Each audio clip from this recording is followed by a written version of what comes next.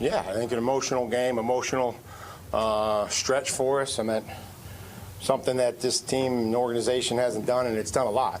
And again, that doesn't do anything, but again, the grind of coming back and getting prepared and staying in the game. We've played really well in the second half. You know, that's what I'm really proud of. And sometimes you don't always know how these games are going to go. And, you know, we certainly have to start faster, but really proud of the way that we've played, you know, giving up 3 points in the last two halves of football. Offensively, really, if we don't beat ourselves, it's been a good product, and was that same way today. I love the fact that we're finishing with the football. Special teams, unfortunately, you know, with a penalty, but you know, we had some good kick coverage, some inconsistent kick coverage. So again, there were some good ones and there's some bad ones, and that's kind of where it's been. But in the end, I felt like we did enough. So excited for these guys.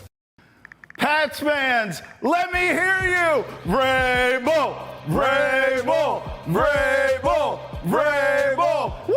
You know what it is? We sound like Titans fans in Tennessee. It's not even just the Patriots fans who travel so well to Nashville. Do you see the one fan that had a sign? He was holding it over the side. That it was a picture of Vrabel and said, "We apologize for firing you."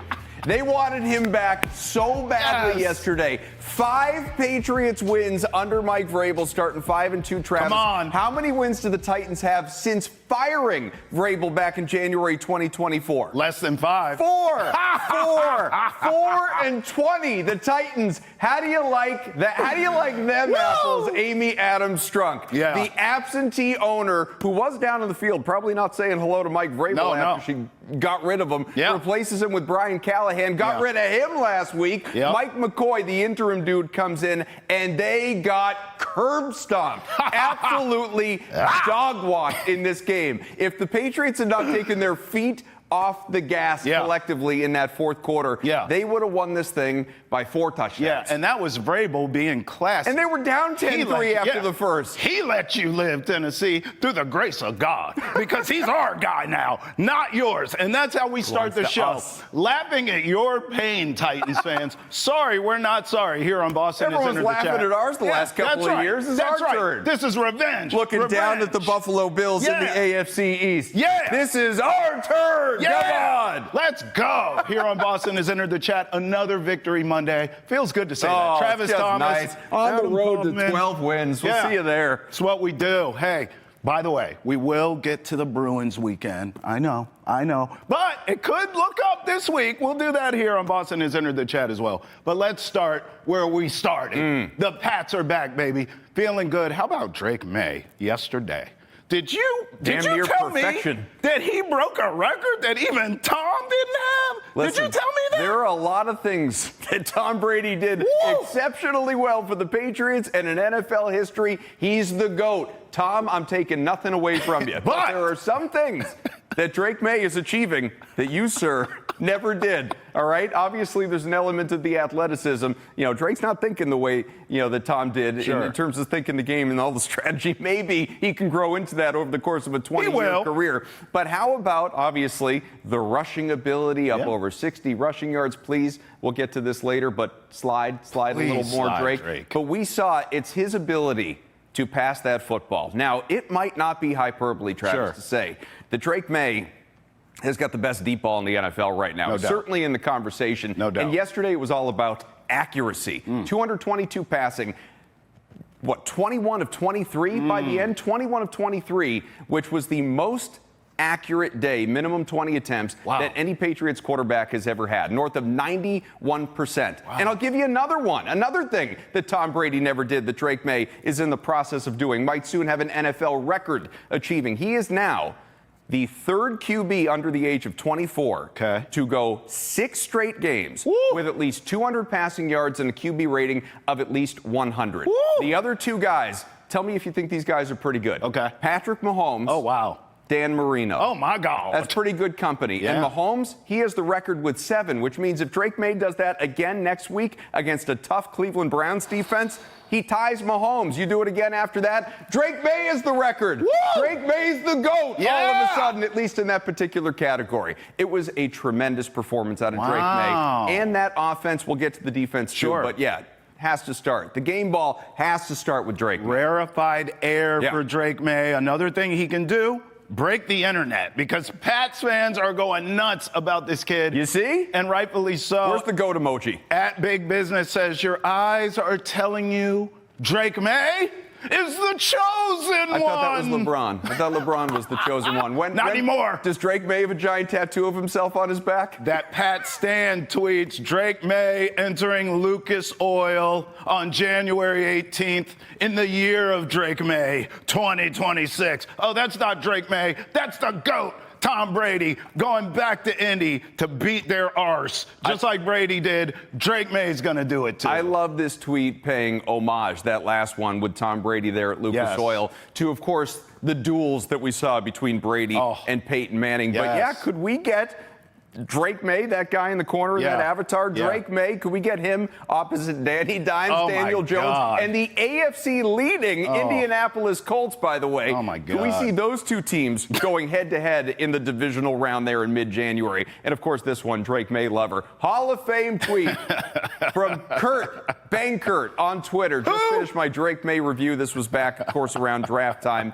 He's a more athletic Mason Rudolph with less arm talent and a lot less accuracy. Please, for the love of all that is holy, Travis, tell me one thing about Drake Maye that is less celebrated than his accuracy. This is 80-plus completion percentage for Drake Maye in now, 5-6 of his starts in his not even 2-year career at this point in time. That's another thing Tom Brady did not achieve in terms of that level of accuracy quite this early. He is renowned already, Drake Maye, for the accuracy. To my understanding, this Kurt guy teaches Madden or something. Go back to your mom's basement and get back on the stakes. This is like when Ian O'Connor famously did the Patriots are going to regret hiring Bill Belichick, and then doubled down after the dynasty when they got rid of him and said the Patriots are going to regret firing Bill Belichick. He went 0 for 2. He got old takes exposed twice. He was wrong for your both. turn. 617-790-0928. Call us. Let's talk Pats. What makes this kid so special? Because listen, we both want him to slide, but I notice now, last year, it felt like he was just running for his life because offensive line was so bad and there were no real weapons to speak of. This year, he actually has time in the pocket, and I like that he doesn't have happy feet. He'll stand in the pocket and deliver. If things start to collapse, he can move around in the pocket, but I like the fact that we're seeing a dual threat Drake Maye by choice, not by necessity. He's not running for his life. It's either design runs or, hey, play breaks down, I can pick it up with my legs. That's one thing I see from him, the athleticism, the big throws. You mentioned the deep ball. He's got all the tools, but it's all coming together. But you've left out two very important details. What does he have this year that he didn't have last year? How about a head coach? How about an offensive coordinator? I mean, it matters. Drake Maye is not doing this by himself. Now, in terms of on the field, he's obviously, doing a lot of it and deserves a ton of credit when it comes to making players around him better. He's in the MVP conversation. I mean, he wouldn't win it if the season ended today. Still probably Baker Mayfield. And he's not even the odds-on favorite. That just would be my vote. But Drake Maye absolutely is in that conversation.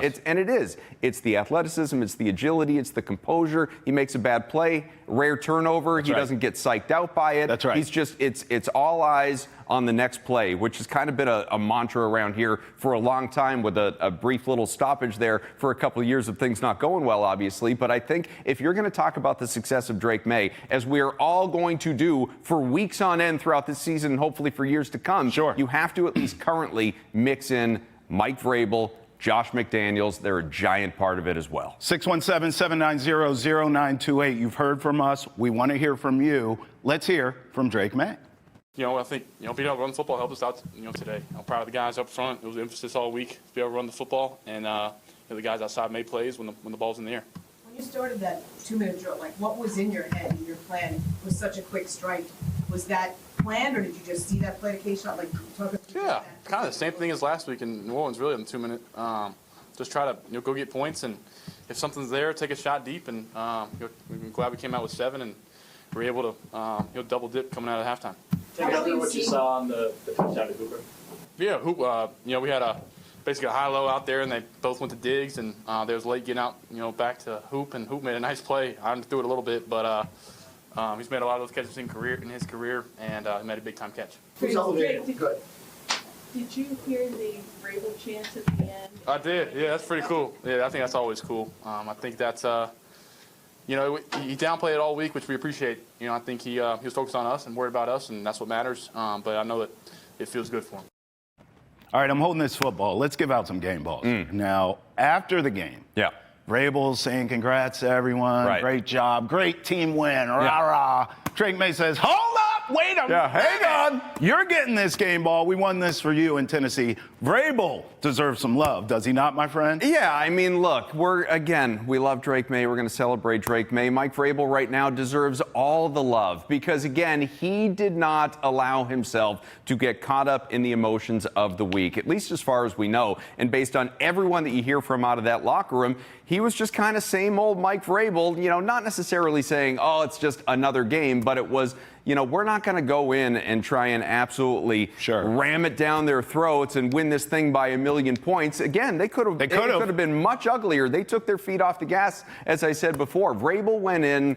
There was the element of composure. We talked about composure with Maye. There was composure with Vrabel, not getting distracted by wanting to really, again, stick it to his former boss that unceremoniously fired him after he was one of the best Titans coaches ever. I mean, this guy went to an AFC title game. He won multiple division titles, playoffs multiple years, a coach of the year. He beat Belichick. I mean, Mike Vrabel was awesome for Tennessee, which is, again, why there were the chants post-game, why the owner has not showed face in a couple of years. Mike Vrabel has really spearheaded the turnaround here. Again, Drake Maye, huge part of it as well. But there's a reason, like you said, that Drake Maye was going, no. Yeah. We're celebrating you. We're not just celebrating you, Mike. We're celebrating all the former Titans coaches that are on your staff that came with you to New England. We love having you guys. Mike Vrabel, absolutely. It starts with him getting the game ball. Let me give you a little Pop Douglas here. Ready? Let me get you a little fourth down pop. Go ahead and throw that. Behind the body, one hand, baby. Look, the last dynasty we had around here, everyone wanted credit, and it kind of broke up the dynasty. So let's just start giving out credit pie now. Okay. That way no one gets upset. Who deserves the most they'll get credit? upset about that. About who gets a bigger slice? Well, at least we're passing it out. They wouldn't even talk about the slices last time, but who deserves more credit right now? Is it Vrabel? Because that's what I'm hearing from you. I know we talk about Drake Maye, MVP, and all this stuff as a candidate, but it sounds like you're saying it's Vrabel. For me, it starts with Vrabel. It's a bigger pie? I don't know what the percentages are to where it's like, oh, well, Mike Vrabel gets, again, it's way more than two guys. But if we were just saying two guys, right? Like Mike Vrabel gets 51, Drake Maye gets 49. I don't know. Yeah. But it absolutely, Travis, has to start with Vrabel simply because, let me ask you this. Okay. Is Drake Maye having the season that he's having right now, MVP conversation, all of it, are the Patriots sitting at 5-2? Is the team having the success that it's having right now? Does the culture exist as it does right now if this is year 2 under Gerard Mayo? Hell no. I don't believe so. Hell no. I don't think anybody believes so. Yeah. So as great as Maye has been on the field, and Stephon Diggs gets a slice, obviously, for how healthy he has been, surprisingly this early off the ACL, the leadership, but also what he has done in the receiving game. It opens up opportunities to where all of a sudden, guys have to worry so much about Diggs that guys like Booty and Henry always, is a bit of a threat, especially in the red zone. But even Pop Douglas, these guys get their attention. That comes back to Diggs, who comes back to Maye, who comes back to the offensive coordinator, Josh McDaniels, and other members of the staff. But it starts with Vrabel for just putting this culture in place. It's an adult in the room. I like Gerard Mayo. He's a good dude, obviously, but he was way over his head and unqualified as a head coach. He just wasn't ready. Maybe that time for him comes at some point. I'm not sure it does after last year, but he just wasn't ready. It was deer in headlights all the time, meeting with the media. Vrabel, unfazed. He's done it before. He's won at a high level as a head coach in the NFL. Never mind, obviously, as a player, as a 3-time champ. And that stuff, it filters down. Yeah, that's fair. Listen, I'll agree with you for everything you said. I'll add something that he deserves credit for. This team has cleaned up mistakes. Yeah. The turnovers. Yeah. The penalties. I mean, Vrabel deserves a lot of credit for what we've seen early in the season to where we are now. Now, I get it. This is a soft part of the schedule. You're playing and beating teams that you're supposed to beat. Right. All you can do is win the games in your schedule, That's right. Travis. And by the way, that's it. I'm never going to lament a team for winning the games that it has been assigned by the NFL. That's right. And the fact that you are doing that, though, is a credit to your head coach. Because the bad teams in this league, okay, lose to these kind of teams because it's like, oh, well, you almost sleep on these bad teams. Well, Vrabel's not allowing you to do that. You come in buttoned up, you're ready to win, and you get it done. It's really difficult, historically difficult, to win 3 straight road games. Yes. 3 straight. And there was all this conversation going into the week, and it was the two sides of narrative street, right? It was the Mike Vrabel revenge narrative going back to Tennessee, as we've gone on ad nauseum about. And it was the, oh my goodness, the interim coach bump. Mike McCoy is going to have these guys ready. And I was screaming on Friday here on the show that wasn't going to happen because McCoy, one, bad head coach. Yep. I mean, he was flamed out in San Diego with those Chargers and hasn't been a head coach since. He was risen from senior offensive assistant to give you an idea of what the league thinks of him currently. And there's a lack of leadership and real talent on that team outside of, Jeffrey Simmons, who played for Vrabel. Really, he was a Vrabel guy and left injured in that game early. And then Cam Ward, who's just not ready yet. He's incredibly talented, but he's not ready yet. I mean, he looked like Steve McNair in the first half, but the dude is obviously not at that level. And so, it comes crashing back to me to Vrabel and this team being ready in this difficult situation, this difficult environment, getting themselves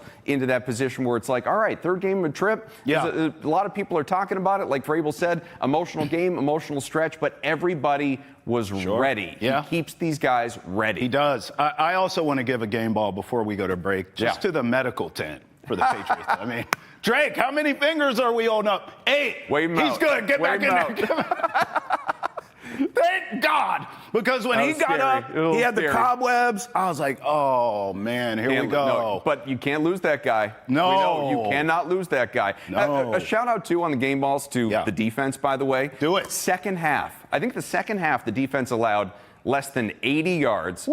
Sacked Cam Ward 4 times. Had 2 takeaways. The defense was exceptional. Of course, as we know, the chase on fumble and they take it into the end zone. It was just everybody locked down. Marcus Jones at the end to seal it. Didn't allow a single point, by the way, in the second half. I know the Titans' offense stinks. They're terrible. But the Patriots' defense is now continues to play at the level that a lot of us coming into the season expected it to. 617-790-0928. Call us. You know you want to talk Pats with us. We want to hear from you. Hey, when we come back, what's trending in the world of sports? And remember, Monday through Friday, 8 a.m. on Nesson. You can check us out on Boston Has Entered the Chat. 9 a.m. Monday through Friday right here on Nesson Nation.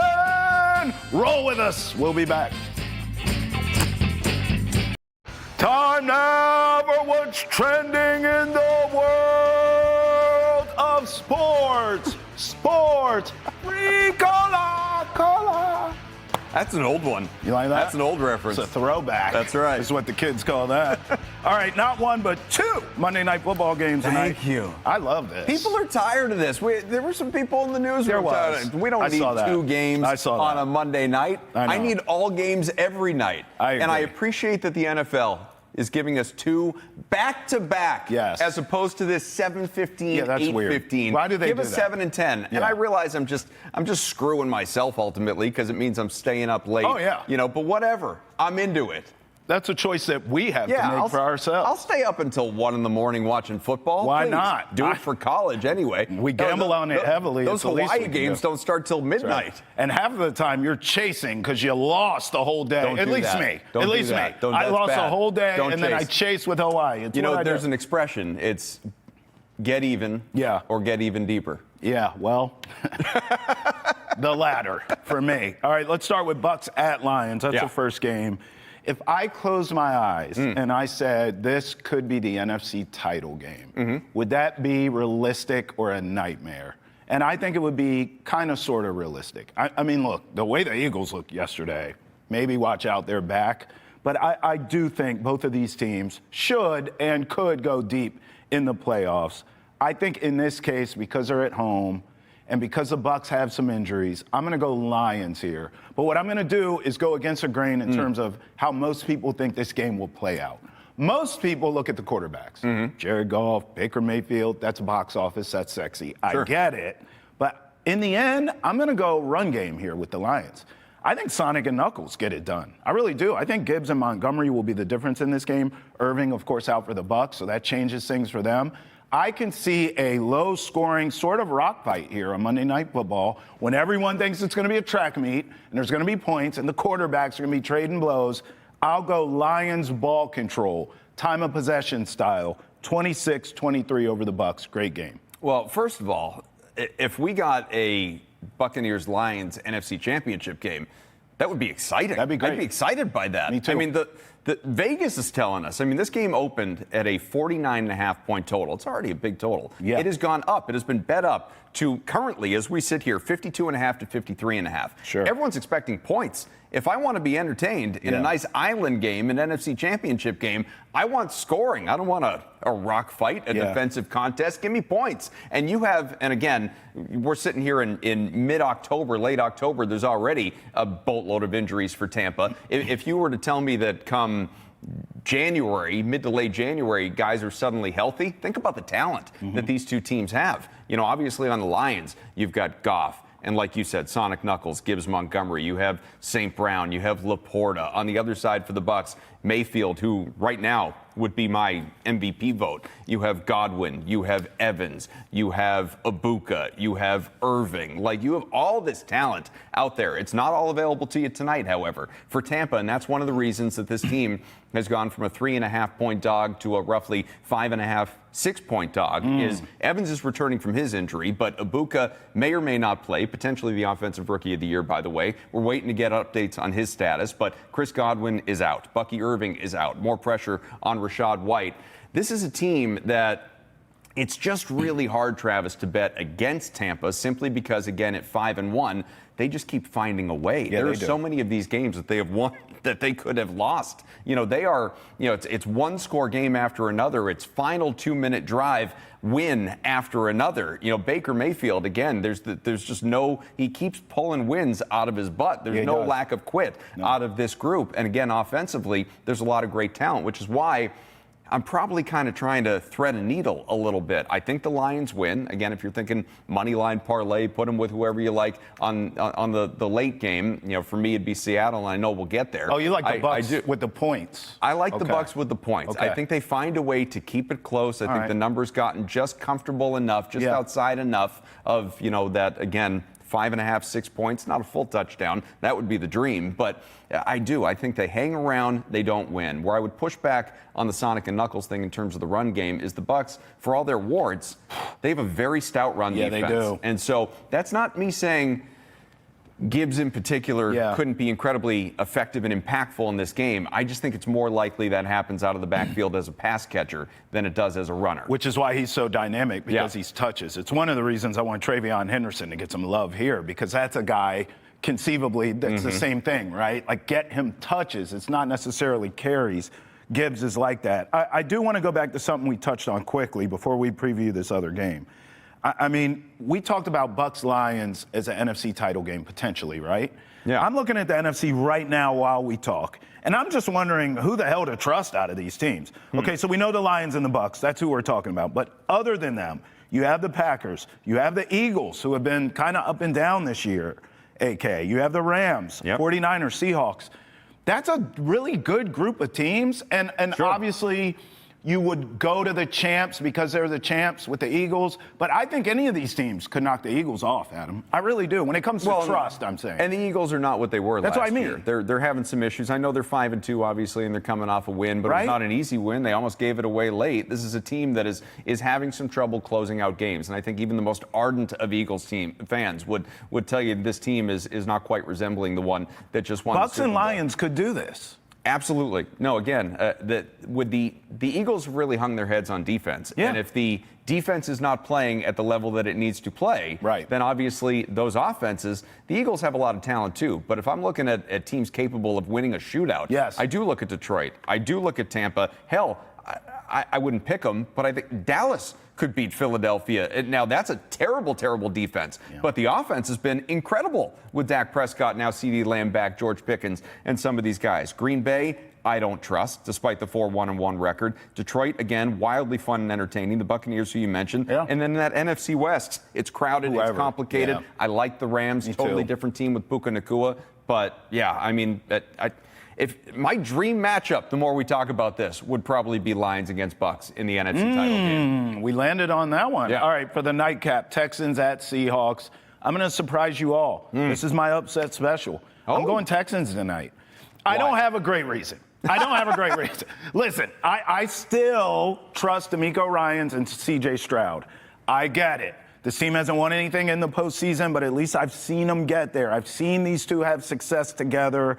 There's a little bit of a regression here with C.J. Stroud, but this is a good spot for the Texans, who recently look like maybe they figured it out after coming out to a slow start, if you even want to call it that. It was an atrocious start, if we're being honest. But lately, it looks like they've turned it around. I think this is a good spot for them. Go to Seattle against a good, not great Seahawks team. Tough building to play, no doubt. Monday night, all eyes on the Seahawks here. Everyone's already written you off and kicked dirt on your name if you're the Texans. This is a good spot to get an upset win. I'll go Texans 24-20, only because I believe in the head coach and the quarterback combo. I know Houston knocked the Chargers out of the playoffs last year, and that was a very impressive, unforeseen win on my part. But should have beat the Chiefs in the playoffs, but the referees and all, you know. But generally speaking, I have not been impressed on a week-to-week basis by the Texans in about a year and a half. Yeah. I mean, we had regression season, sophomore year, obviously last year for C.J. Stroud, and this year it hasn't looked much better. No. You know, they like, I don't buy into that tandem the way that you're talking about. Obviously, they went out and did really well against, again, a pitiful Ravens defense last week. But this offense, you consider, all right, I mean, it's top 10 Seahawks defense that it's going to be facing. Tremendous pass rush. Should be able to pressure C.J. Stroud into mistakes. I fully see that coming. A top 5 run defense on the other side. And your running backs are Nick Chubb and Woody Marks. I mean, this isn't Jonathan Taylor out there, obviously. Right. And another thing that is at least worth noting, even if you're not fully buying in on Seattle, and this whole, like, trends are our friends until they're not kind of thing that I always like to say, small sample, very small sample size. Only 3 NFL games have featured Eastern or Central time zone teams playing a road game on the West Coast with a 10 p.m. or later kickoff. None of those covered the spread. Okay? So Seattle here in this one is a 3.5 point favorite, up from 1.5. I just think if we're talking about, I'm not a doctor, but if we're talking about like circadian rhythms and that kind of thing, like this is a very late game for Houston in terms of body clocks, kicking off after 10 o'clock Eastern time. Hey, by the way, if I'm right and the Texans win this, get back to 500, then they have the Niners, then they have Denver, Jacksonville. I mean, this is a tough schedule for these Texans. Yeah. But I still think they'll figure it out, get into the postseason, and I still don't believe in the Colts. They're going to push the Colts at some point. You're going to bet against Danny Dimes? No way, man. I know. Jonathan Taylor. More Patriots talk on the other side. Roll with us right here. Boston has entered the chat. Welcome back into Boston has entered the chat. Travis Thomas, Adam Kaufman here. And, you know, I'm looking at this. 4 wins in a row. That's pretty good. Patriots. Longest stretch since 2021 for this team. Beautiful. And then, I mean, look, this one was great because it was a revenge game for Mike Vrabel as well. 31-13 over the Titans. I'm just looking at the upcoming schedule. Now, look, you have to play who's on the schedule. You can't knock these guys for winning these games against teams you're supposed to beat. Sure. But the schedule, Adam, I mean, it's very favorable here for the Pats. Call us 617-790-0928. We can talk Patriots' upcoming schedule. We can talk the Pats being so back. We can talk Drake Maye, a real bona fide MVP candidate in this league. Call us 617-790-0928. Of course, Pats fans have responded in kind when we ask them to call us. Take a listen. Hello. I just wanted to mention that I thought that the Patriots improved on their running game because Ramondre Stevenson, he held on to the ball, he held it higher, and he was more secure with that ball. The offensive linemen were terrific. They made the reach on the linebackers, and they opened up some holes for Stevenson, and it was terrific. What an improvement. And if they can keep that going, they're going to be unstoppable. Thank you. Great call. I mean, listen, Ramondre Stevenson, 18 guy. carries, 88 yards, and a touchdown. No fumbles to speak of. Drake Maye, 8 carries, 62 yards. So, again, Drake Maye, a big part of the run game. I don't have an issue with Drake Maye doing his thing.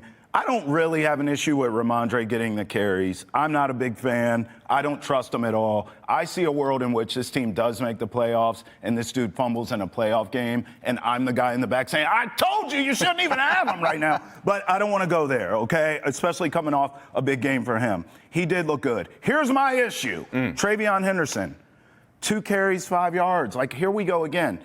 Are we stashing this guy like some sort of weapon X, and then later in the season you unleash him? Was I wrong with what thine eyes saw in the preseason, that this guy looks like a real playmaker? I also watched him because I gamble heavily on college sports. I saw him at Ohio State. Sure. Looks like a good player. That other running back with him is doing pretty damn good in the league right now. So I don't understand why Travion Henderson can't get more carries. I don't get it. I just don't get it. Yeah, look, going back to the caller's initial point about Ramondre Stevenson, yes, solid game for Ramondre, and I think in particular, you know, again, we talked about this earlier, 175 rushing yards as a team. Your guy Henderson, he was a very small part of it. He was nothing. But this is a team that entered the week with 91 rushing yards per game, 27th in the NFL. Right. That's bad. Yeah, this it is. needs to find a way, whether it's the backs being more explosive or it's, again, susceptible run defenses on the other side, kind of like Tennessee, Sure. or it's a more balanced game plan. Whatever it is, the offensive line creating holes, you need to find a way, obviously, to continue to build this way. Establish the pass, set up the run in that way. You know, you can't be a one-dimensional team. And this, for many weeks, looked like a one-dimensional team. You highlighted the lack of a fumble. I think the bigger thing, whether you're talking about Ramondre, a different back, Drake Maye with, you know, an interception or a fumble, whatever it may be at some point in time, believe it or not, the chosen one here is going to make a mistake. Yeah. This team has gone now, this is 3 out of the last 4 games during this winning streak that they've, you know, no turnovers. Sure. You need to obviously control the turnover game, control that differential, have the more takeaways, all of it. And so obviously that's one of the things that's going really well for this team. But you're right. I mean, you look up and down this thing. I'll remove Drake Maye, 8 for 62, and please, Drake, again, slide just a little bit more. Yeah, Josh Dobbs, can we talk about that? Josh Dobbs, 2 for -2. We'll remove him as well. Yeah. So you take those 2 guys out, that's still 26 attempts Right. this team had running the ball, with 18 of those going to Ramondre, 5 for a dude up from the practice squad, Terrell Jennings, who got more than your guy, Travion Henderson. The only one, if you're keeping count at home, was a Matt Collins run. That's not going to happen all the time. But it is. The running back position is such a replaceable position in the NFL that there's going to be an opportunity for Jennings, and I would wait. At some point, I promise you, maybe I'm lying to myself, Henderson is going to get the call. Henderson ready. is going to get a chance. Yeah. And we'll see flashes of what we saw back in the preseason. Well, listen, I brought up, you know, who he ran with in college. Right. It's Quinson Judkins, who's absolutely 3 killing touchdowns it. yesterday? Right? Yeah, he's killing it for the Browns, who's the next opponent. They destroy the Dolphins 31-6 yesterday. We'll get into that. But I want to go back to something you said about Drake Maye, because I agree. We all love Drake Maye, and we love that dual threat ability. Drake, bro, we've got to get down or get out of bounds or something. It's not even necessarily he's taking too much unnecessary punishment in terms of hits. He's taking chances. Yes. And even the play yesterday where he did get his bell rung, we were kind of lucky smashed that his head on the turf. When he got up and he went like this, like the cobwebs. No, he left the game. He went to the medical tent. Josh Dobbs had a nice play in his absence. He did. You know, He did. It was a good kick on the one pass he threw for a dozen yards. Yes. But we all rejoiced, obviously, when Maye came back in. When Maye left that game, it was like, uh-oh. Yes. Are they going to win this game? And by the way, that way? wasn't from, he didn't get smoked. He just got thrown to the ground. You have to protect yourself. Sometimes, a lot of those Tua concussions, he didn't even get hit that hard. It's a contact with the ground. Well, and You it's have one to of be those smart. things, like if you're going to try and, you know, you're going to try and go all Derrick Henry, you're going to try and stiff arm a guy, Yes. you better connect on that stiff arm, because if you miss, you're going to get, you know, ragdolled to the ground. And you've exposed your shoulder and your arm. Right. Absolutely. So it's just, again, we don't want to see, and neither the coaching staff, anybody involved, we don't want to see Drake Maye get hurt. And That's so, right. look, I'm not saying don't run. I was one of those people harping before the season on Drake Maye running more, lean into his creativity. He's going to rush for 500 yards this season. Josh McDaniels, oh my God, you haven't had a guy like this. Because again, Tom Brady, for all the things that Tom Brady did at the elitist of elite levels, he didn't run the ball. I mean, it's been a joke ongoing for 2.5 decades at this point in time. Tom Brady, self-admittedly, not a rusher. Drake Maye, there's an element of athleticism there that Brady did not give you. Sure. They should lean into that. I want Drake Maye to run, but you got to slide. You got to protect yourself because they can't afford to lose this guy. This is the guy, and we'll talk about the coaching staff and Mike Vrabel and all of it like we have been for weeks on end. But in terms of on the field, this is the guy. This is the guy that is delivering upon these promises, that is lifting these performances, That's right. that is making the players better around him, as we've talked so much about. So you go down, and it's the Josh Dobbs show, like it was last year at points, the Jacoby Brissett show. These are a reason that these guys are backup quarterbacks in the NFL, whereas your guy, the starter, at 23 years of age, is playing like top 5. Absolutely. By the way, let's go to the Browns now because they come here next week. Yeah. They smoked the Dolphins yesterday, 31-6. Almost as predictable as the Patriots blowout. Judkins, by the way, who we brought up, 3 touchdowns in that game. So I'm looking at the box score right now as we talk, right? This team's trash, guys. I mean, this is more about how bad the Dolphins are than anything Cleveland's doing. Dylan Gabriel. Good defense. Good defense. Dylan Gabriel, the Browns starting quarterback, 13 of 18, 116 yards. He was just worthless. No touchdowns, no interceptions. He was just a traffic cop. Didn't have handing to do it off anything. to Judkins. Yeah. Exactly. So for this team, you come in, you stop the run, you dare Dylan Gabriel to beat you. How's he can't sound? Yeah. And then you can't make mistakes because you're right. On paper, that roster defensively for the Browns looks like one of the best in the league on paper. Yeah. So, you can't be out there making mistakes. No fumbles, no picks. If you can kind of have a clean sheet in terms of turnovers, which this team has figured out, it looks like. The Patriots have figured this out. And then you just dare Dylan Gabriel to beat you. You should be in good shape at home, right? Control the turnover battle, you don't lose this game. Okay.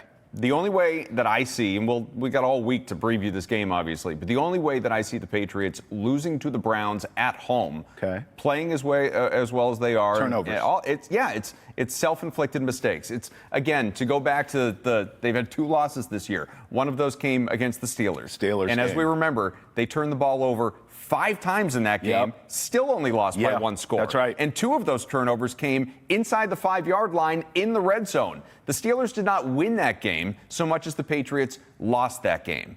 It's not about the Browns coming in and beating the Patriots. It's about the Patriots beating themselves. And they can't do it because, again, this Cleveland team, which, as we remember, a few weeks back, surprised Green Bay with that late comeback. That's right. This defense is elite. It's an exceptional defense. And Judkins is awesome, although I will remind people the Patriots have an outstanding run defense that allowed 39 rushing yards yesterday to the Titans. And Not he's to all say they got. A Judkins talent. AK, he's all It's they true. got Yeah, offensively. who You in got the to shut receiving him game down. gets you excited. It's exactly. terrible. So the Patriots, they need to go out, again, play their game, worry about you, don't make mistakes, you'll win this game. Cleveland's not a good team. But also on that game, I don't want to be that guy, but how does Mike McDaniel still have a job this morning? No kidding. He should be fired. We should be breaking the news right here. It's unreal. I agree. By the way, It's coming. Since we're here and you brought that up, Tua yesterday.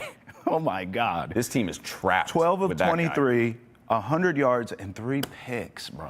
There are a lot of people that they need a reset. The Dolphins need a reset. And then Tyreek Hill obviously is out for the remainder of the year, but he's played his last game in a Dolphins uniform. He is gone. He wanted to go this past offseason. It didn't work out. So Tyreek Hill is gone. They need a change in terms of general manager, the head coach, Mike McDaniel, whether it happens today, whether it happens in a month at the bye, whether it happens after the season. He is gone. The issue is this team, Travis, is it's tied. It's trapped by the quarterback. Right. They gave that big fat deal to Tua Tagovailoa, who now has 2 years of you have, if you try to rid yourself of Tua right now, that is an $80 million dead cap hit over the course of the next 2 seasons. I think it's like 55, 56 next year, and then the year after that, whatever the difference, another 25, 30. $80 million dead cap hit before you can get out from under Tua. That's a lot of guaranteed money that's not going to anyone if you decide to move on. Now, maybe they decide to do it just because he is so clearly not the guy. Sure. But that's like historic amounts of money in terms of dead cap. Can we just bask in this for a second? It's a bad team that just needs to draft a quarterback, and he's going to be behind Tua for a year or Let's two. just bask in this. Dolphins are a mess. Mess. We just laid that out. Jets, the winless. Jets are in football. Winless. They're in football hell. Yeah. The Jets are in hell. Remember when they added Aaron Rodgers to Yeah. And now start their dynasty? Now the Bills have been humbled by the Patriots. I mean, things are looking up around here, huh? Things are Coming to looking up. Foxborough in December. See you there. 617-790-0928. Let's talk about how things are looking up for the Pats. When we come back here on Boston Has Entered the Chat, we'll talk about how things are looking for the Bruins. Look, over the weekend, it wasn't great. There's nowhere to go but up. It wasn't great, but we'll talk about the week ahead. There's nowhere to go but up. That's the good news. 617-790-0928. Party with us. Boston Has Entered the Chat. Come on.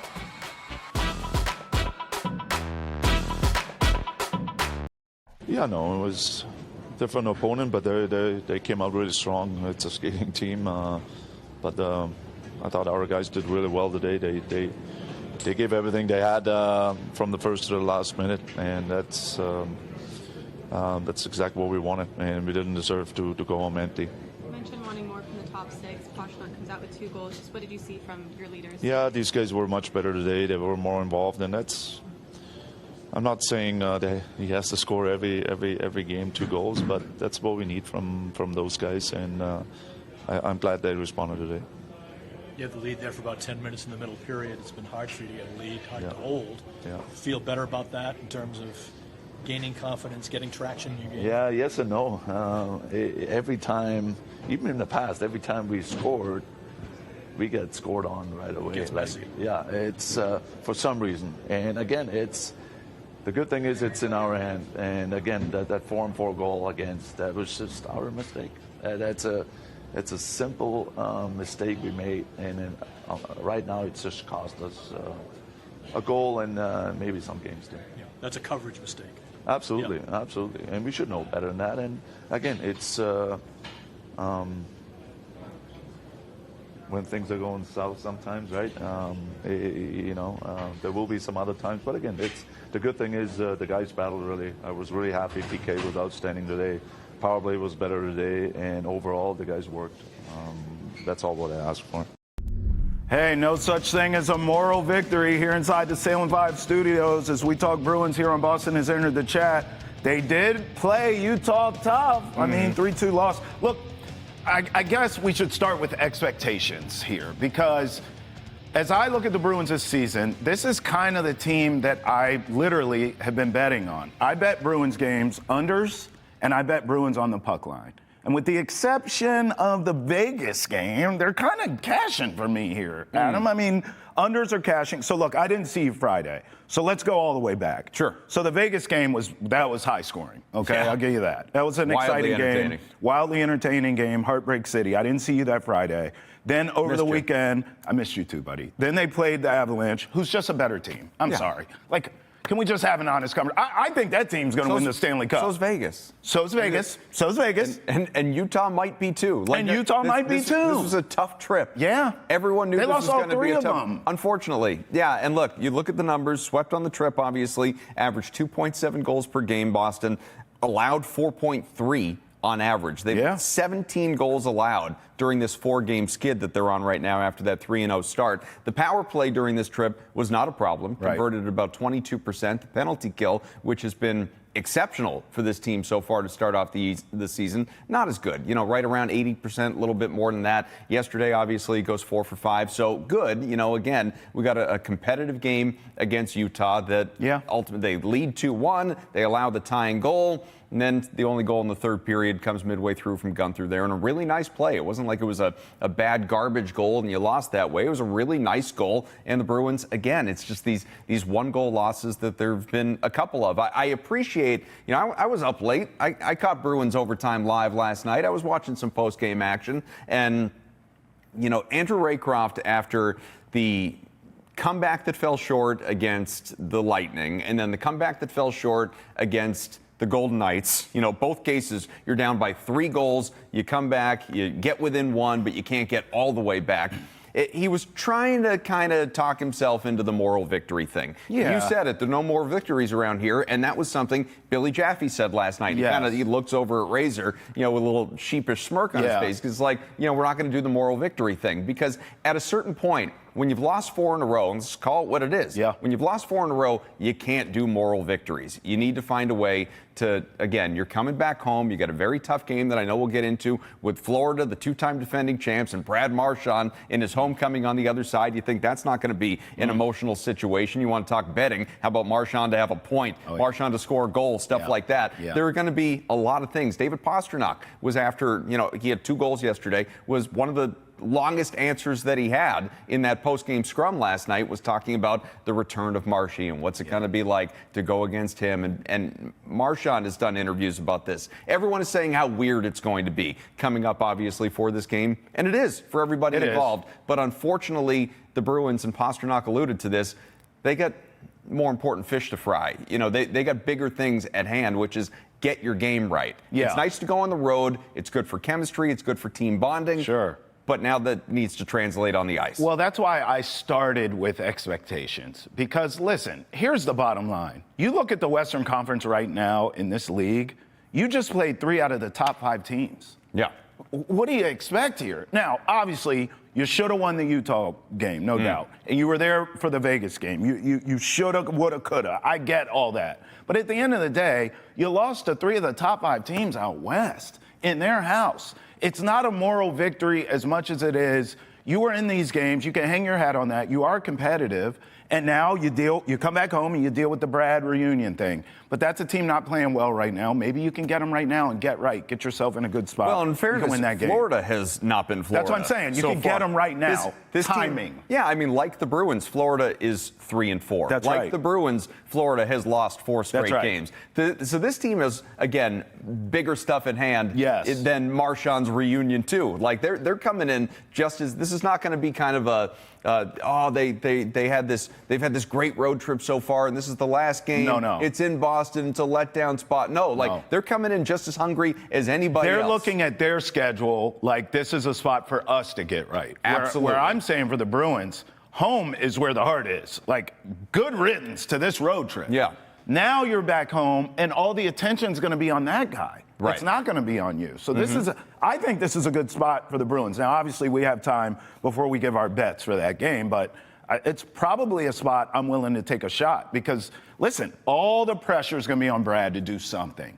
The Panthers aren't playing well right now, right? Everyone's down on the Bruins. You've lost 4 straight. You looked a mess out on the West Coast. I get it. But I think it's a good spot to be back home.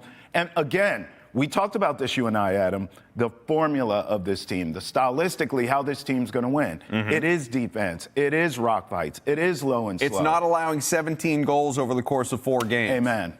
Which, Amen. you know, Jeremy Swayman was great the first 2 games that he started, obviously not as great since. Jonas Korpisalo, unfortunately, and I will give him credit, I think he has played better than the numbers would indicate, but the numbers are bad. He's 1-2, a goals against average of almost 3.5, a save percentage around 86. Yeah. Like, you need these guys, both of them. You could have a goals against average of 2.5. You need a save percentage of, 91, 92. Absolutely. It can't be these numbers that we're seeing so far if you're expecting to win some of these games. And again, the way that the Vegas game played out, where you wind up losing 6-5. I talked about this with Casey.